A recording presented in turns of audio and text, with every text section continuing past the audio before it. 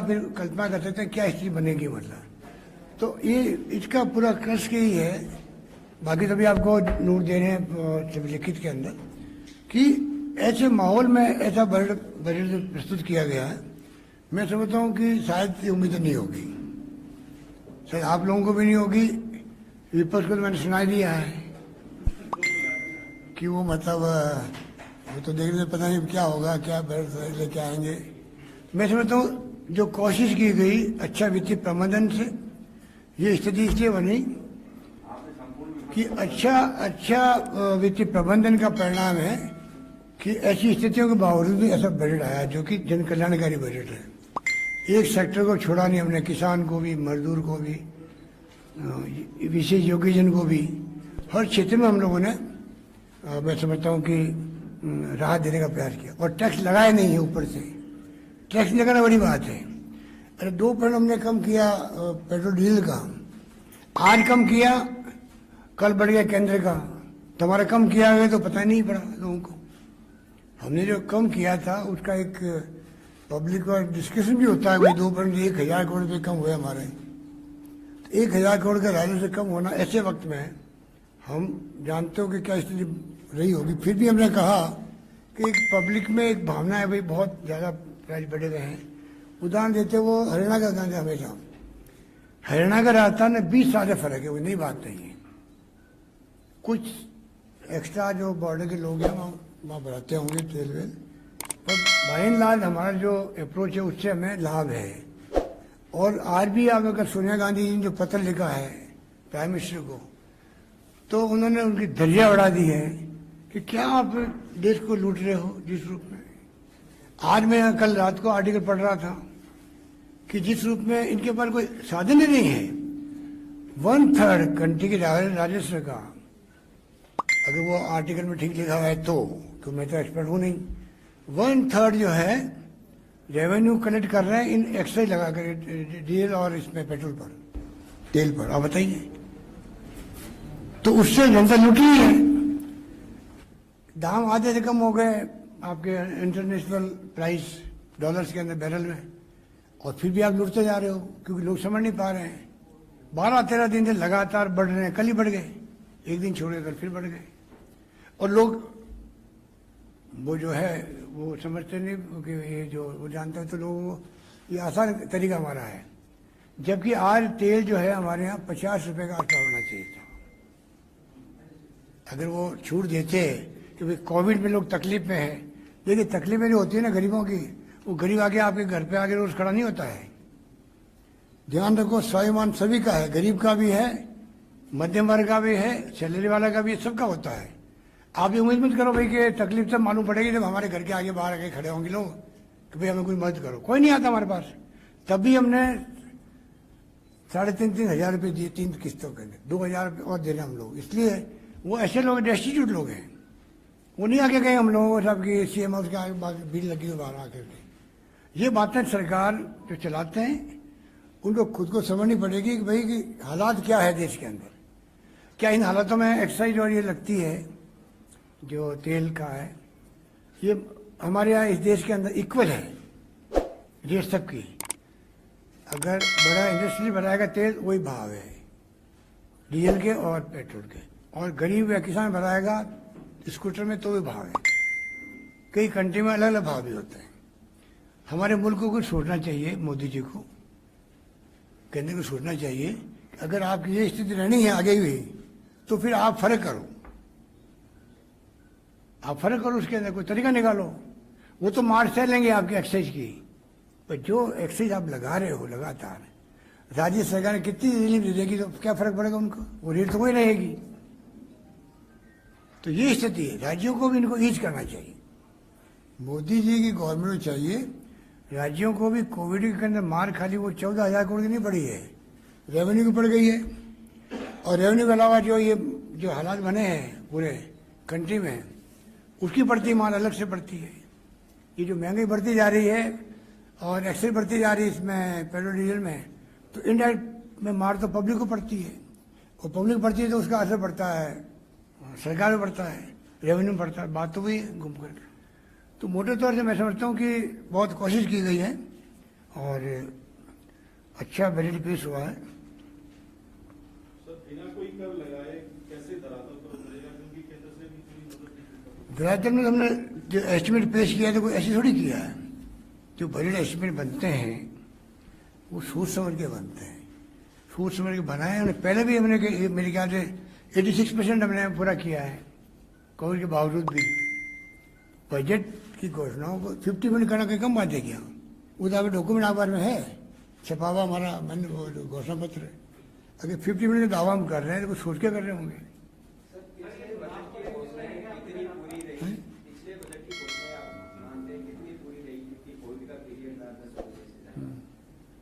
जादू से, मैजिक से करते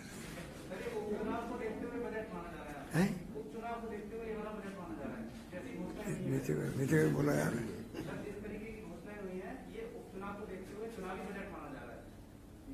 उपचुनाव नहीं, मध्य प्रदेश चुनाव की बात लोग कर रहे हैं, विपक्ष वाले। आप उपचुनाव की बात कर रहे हो। अभी हमारे अध्यक्ष जी को क्या कहा नीचे उन्होंने, बोलो।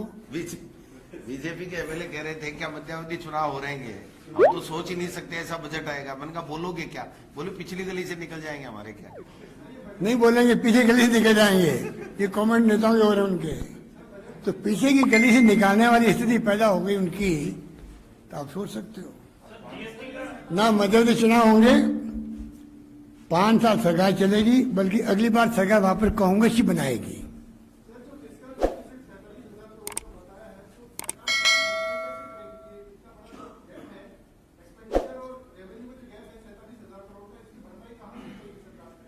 अभी तो मैंने बताया आपको, इनको जवाब दिया ना मैंने। मैजिक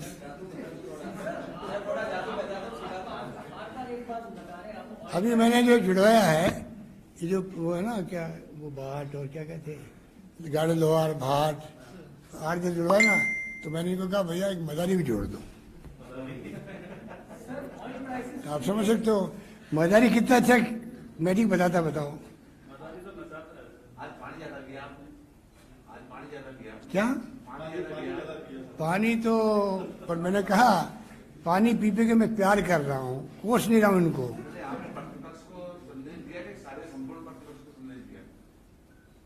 ये क्या होता है?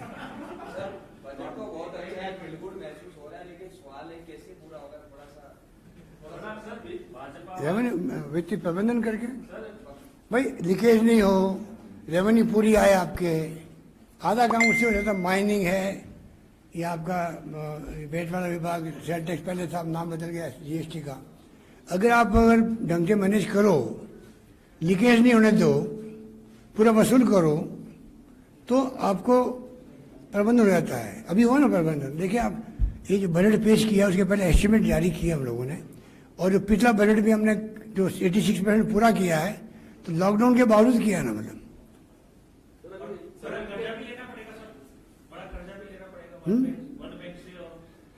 वो तो जो भारत सरकार ने पहले 3% था, अब छूट दिए 4% की।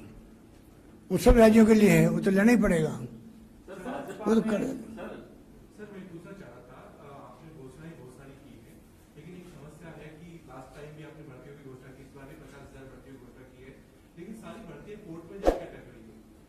देखो सब ने बात सुनिए, पिछली गवर्नमेंट की भर्तियाँ थी ना, वो कोर्ट से अटकी हुई थी, उनको हमने काफ़ी हल किया है। हमने काफ़ी नौकरियों में डीओपी से बात करके उसके नियम कायदे भी संशोधित भी करवाए, जिससे कि ये भर्तियाँ अटके नहीं। हमारा पूरा फोकस इसके ऊपर है। पर तो एक बात भी फैक्ट है, 50,000 भर्तियों की हमने घोषणा करी अभी वापस। मेरे ख्याल से 80,000 ज़्यादा लग चुकी है पहले की। पर आप मुझे बताइए 50,000 से काम चल सकता है क्या? जब तक गैर सरकारी स्तर पर ऐसा माहौल नहीं बनेगा, ऐसी योजना नहीं बनेगी जिसमें चाहे स्किल डेवलपमेंट की बात हो, ट्रेनिंग की बात हो, सब रोजगार की बात हो। इसमें हमने 5 लाख लोगों को, आप देखो उसमें जो हमने प्रोविजन किया है शहरी क्षेत्र के अंदर भी, तो ये तमाम जो योजना लेके आए उसने लेके आए। और देखो युवाओं का स्वाभाविक है कि वो लोग फिर डिमोरल होते हैं। और पूरे देश के आप देखा नहीं बिहार के अंदर क्या हुआ। तेजस्वी ने एक घोषणा करके मोदी जी के पसीना आ गया, वहाँ पर पसीना आ गया था। ठीक है, चुनाव वो गड़बड़ कर रहा, पता नहीं क्या गड़बड़ की, वो तो आरोप लगा रहे हैं, वो तो वो लगा रहे हैं, हम तो गए नहीं थे। पर एक प्रकार से चुनाव जीत गए मुश्किल से। नीतीश कुमार जी जो मुख्यमंत्री बने तो चुनाव हार ही गए हैं, फिर भी उनको मुख्यमंत्री बना दिया क्योंकि पहले घोषणा कर चुके थे। कहने का मतलब कि देखिए, युवाओं में हमें रोजगार देना पड़ेगा, सब रोजगार की तरफ बढ़ना पड़ेगा। और युवाओं से मैं कहना चाहूँगा, अल्टीमेटली आप सरकारी नौकरी के डिपेंड कब तक रहोगे, फर्स्ट नहीं पैदा होगा। ये तमाम हमारी बातें डिजाइन के अंदर है। हाँ, एक बार हमने किया 3-4 जो पटवारी, ग्राम सेवक और जो क्लरिकल स्टाफ वाले कॉमन एलिजिबिलिटी टेस्ट कर दें। हम चाहते हैं कि ये जो पेपर आउट वाली बीमारी खत्म हो रहा है हड़ताल से, उसके लिए लगे हुए हैं।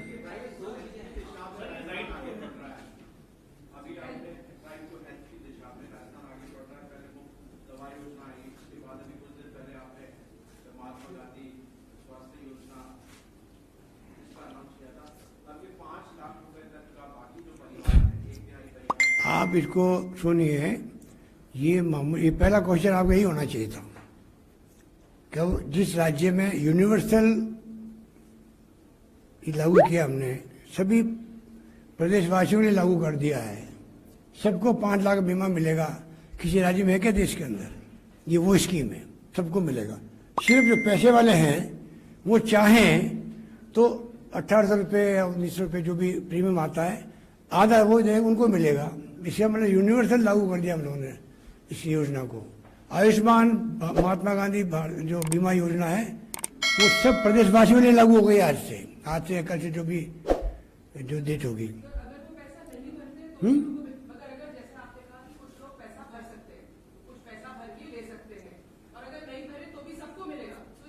सबको मिलेगा। उसमें आपका खाली बच्चों मैंने लिखा उसके अंदर कि जो जो जो पैसा जो भरने वाले इनकम टैक्स वाले मान लो, जो कवर कहीं नहीं हो रहे, ना NFSA में हो रहे हैं ना SE इस चीज़ में हो रहे हैं।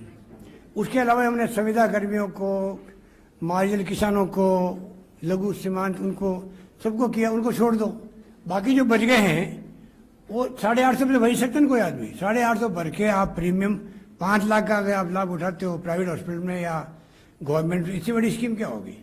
नंबर 1 स्कीम आज अगर मेरे को पूछे तो मैं कहूँगा कि आज के बजट में सबसे प्यारी स्कीम मेरी है, वो है यूनिवर्सल हेल्थ इंश्योरेंस गारंटी।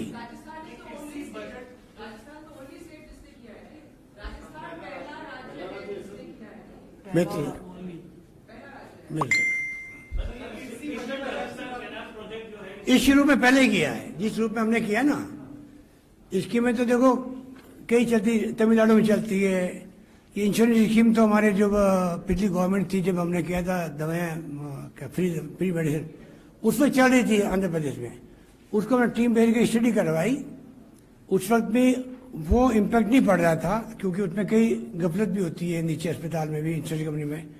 तब हमने फ्री मेडिसिन लेके आए थे। उस वक्त भी स्टडी हमने आंध्र प्रदेश ही करवाई थी। तो तमिलनाडु, आंध्र प्रदेश के राज्य जहाँ मेडिकल में अच्छा काम हो रहा है, पर हमने जो यूनिवर्सल किया है ये राजस्थान एकमात्र राज्य है। कृषि बजट अलग करने से क्या फायदा होगा? और दूसरी चीज, कृषि बजट अलग करने किसान का इसलिए होगा कि जैसे आपके आज समस्या में अलग तरह की समस्या है।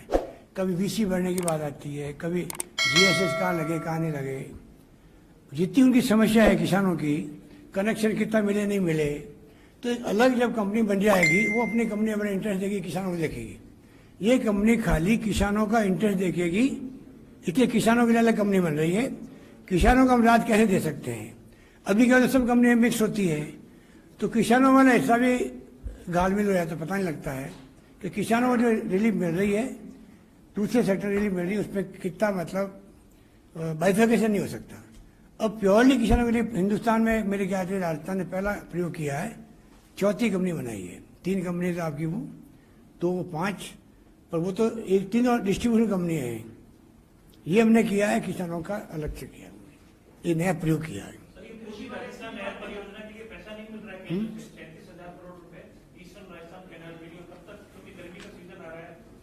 देखिए मैंने अभी कहा क्या विपक्ष को, रिफाइनरी की रक्त में यूपी गवर्नमेंट थी, तब भी हमने पूरा पैसा बनाए रखा उसके ऊपर। डेमोक्रेसी चाहिए। पूरे देश के अंदर, पूरे जैसे राजस्थान में सब जिलों में, सब गांव में कोई मांग करेगा हमसे, केंद्र में सब राज्यों से मांग करेंगे, सब स्कीमों के अंदर। हमने इतना प्रेशर बनाया मनमोहन जी की सरकार पे भी, कांग्रेस प्रेसिडेंट की हेल्प भी ली हमने, आखिर में हमें वो सौगात मिल गई। रिफाइनरी आना बहुत बड़ा निर्णय था, जो मुरली देवड़ा जी पहले मना कर रहे थे जब आए थे जयपुर आए तब। आप मेरे कई लोग होंगे यहाँ, ये प्रोग्राम हुआ था एक ऑयल कंपनी का, तब वो एग्री नहीं कर रहे थे। आखिर में एग्री उनको ही करना पड़ा, और क्योंकि हमारी जो सोच थी कि ये तेल हमारा निकल रहा है यहाँ पर, 20% तेल निकल रहा देश का राजस्थान के अंदर। आखिर में कामयाब 40,000 योजना बनी हुई, शानदार वहाँ काम चल रहा है। आप जानना चाहते तो मैं आपके लिए मिनी बस का इंतजाम करूँगा। मिनी बस, बड़ी बस तो एक ही बात है, मतलब क्या कहते हैं, डिलक्स बस। डिलक्स से ऊपर क्या आ गई,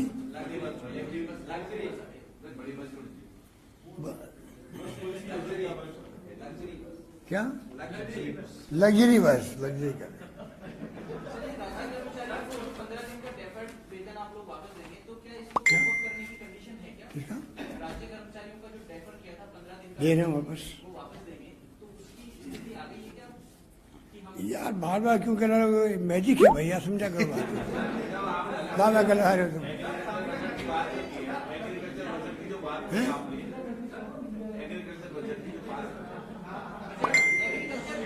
हाँ हाँ,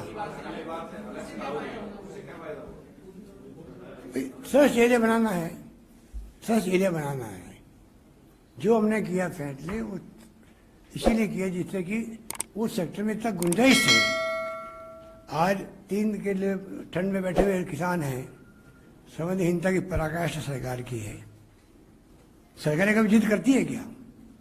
हमारे यहाँ परसों बैठ के महासंघ वाले वो हमारा नौजवान साथी, क्या नाम, यादव का, उपेंद्र यादव, बैठ गए उपेंद्र यादव जी, पर हमने उनकी भावना का आदर तो क्या नहीं किया गया। यही डेमोक्रेसी है। डेमोक्रेसी ये नहीं कि आप असहमति व्यक्त करो, आलोचना कर सरकार की, तो आप राष्ट्रद्रोही हो, देशद्रोही हो, जो आपके पत्रकार बंधु जेल में जा रहे हैं। क्या बीतती होगी उनके ऊपर, लड़का लड़की पर? नौजवान लोगों को आप जेल में बंद कर रहे हो। क्या हो रहा है देश के अंदर, वो मैं अगर उसमें शुरू कर दे, पता नहीं मैं भी कहाँ चला जाऊंगा।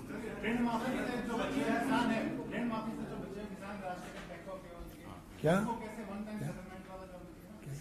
किसान ऋण माफी से जो बचे ना अपने को, हाँ, उसके लिए हमने कहा है कि हम चाहते हैं कि इसको अभी तक भारत सरकार को इंटरव्यू करना चाहिए था। अगर मनमोहन सिंह सरकार 72,000 करोड़ माफ कर सकती है, तो हम उम्मीद करते थे कि प्रधानमंत्री पूरे देश का एक बार वो भी माफ करेंगे, क्योंकि स्थिति इनकी बहुत खराब होती किसानों की। हमें भी जवाब नहीं दिया उन्होंने, छोड़िए माफ करना तो, पर कम से कम मैं तो अभी प्रधानमंत्री जी को उस दिन कहने वाला था नीति आयोग की बैठक में, तो वो टाइम बहुत कम था। मैं कहने वाला था भाई, आर्थिक परंपरा रही है 40 साल से, मैं देख रहा हूँ पार्लियामेंट में, कि कोई लेटर एमएलए लिख देता है राज्य का, तब भी केंद्रीय मंत्री या प्राइम मिनिस्टर उसको जवाब देते पहले 3 लाइन का 7 दिन में। आपका पत्र इस कारण मिला, मैं दिखवा रहा हूँ, I am looking into it, I will revert back. वो बोलते हैं, लिखते हैं, और महीना भर लगता है, 20 दिन लगते हैं, 1.5 महीना लग सकता है, पूरा जाएगा, 1 पेज पूरा लिखा जाएगा कि भाई आपका ये था, पर इस पर आपको प्रसन्नता होगी, ये काम होगा इस पर, या आपको मैं नहीं कर पा रहा हूँ क्योंकि इसमें दिक्कत आ रही है, जवाब जाता है। आज लेटर लिखते हैं यहाँ से चीफ मिनिस्टर, प्राइम मिनिस्टर को, क्या मतलब उनको, मतलब वो जवाब एक्नॉलेजमेंट आया तो अलग बात है, पर जो जवाब प्रॉपर आना चाहिए बताना चाहिए ना। आज हमने कहा, उनको याद दिलाया वादा उनको, मैंने कहा उसी मीटिंग में, आपको वादा हम याद दिला रहे हैं, आपको वादा अपना पूरा करना है। इसके कई मायने होते हैं इसके, कहने का मतलब कि ये स्थिति ठीक नहीं है।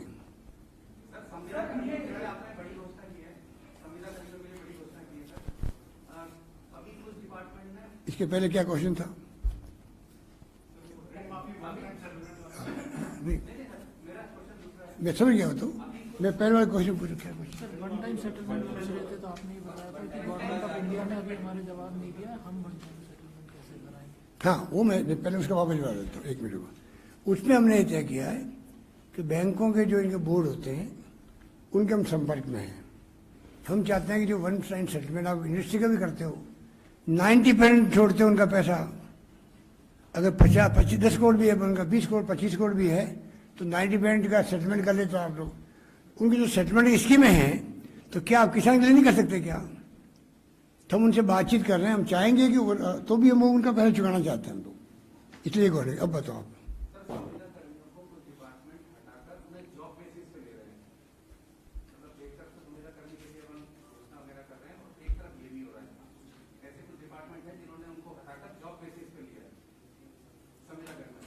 वो ले नहीं सकते ना कोई, बगैर बगैर प्रोसेस के तो आप किसी को चाय तो नहीं ले सकते हो। हमने क्या किया है कि अटेम्प्ट कर रहे पानी, अटेम्प्ट कर रहे हैं संविदा कर्मियों का अलग कैडर बना दे, डिपार्टमेंट में कैडर बन जाएगा, तो जब कभी नौकरी निकलेगी वहां पर तो उनको उनका प्रोसेस में प्रायोरिटी मिल जाएगी, उसको दिखवा रहे हो। ठीक है, थैंक यू।